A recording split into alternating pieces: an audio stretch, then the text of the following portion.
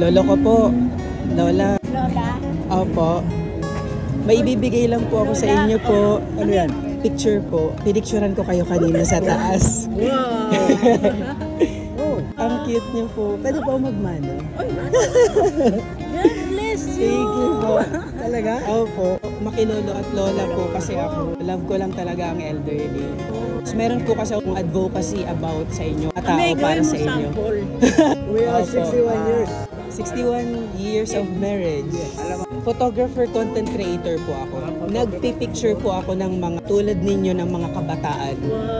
Kung okay lang po sana sa inyo, nagawin ko kayong model. Wow! Kasi nag-file na ako ng divorce. Ako po, parang hindi ako maniniwala. Kasi po kayo dito. Nakasmile. Ang dami daw po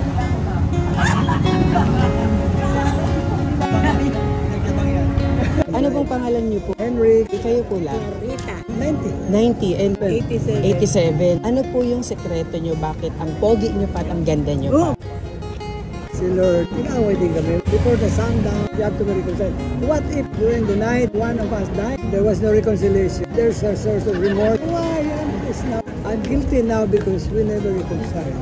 That was the bottom line. Lovers' quarrel is part of love. That's why part of love. Tandaan mo.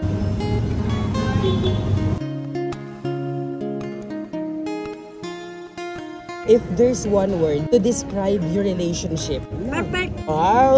Perfect love. Ano po yung quality ni Lolo na pinakagusto niyo? Very loving. Pag-alaga. Kayo po, Lo, ano yung pinaka-favorite yung quality ni Lolo? Hindi mo Hindi ako maipapagpalit. Baitan.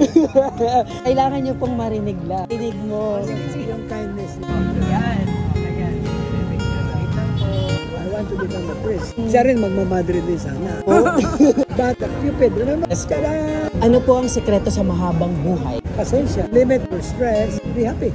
That's a gift from the Lord. January is anniversary. So, happy advance 61. anniversary. Kaya po, aging gracefully parehas.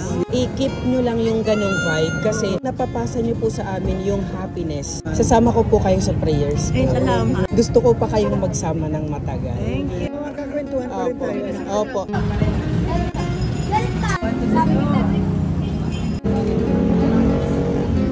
Natutuwa sila niya.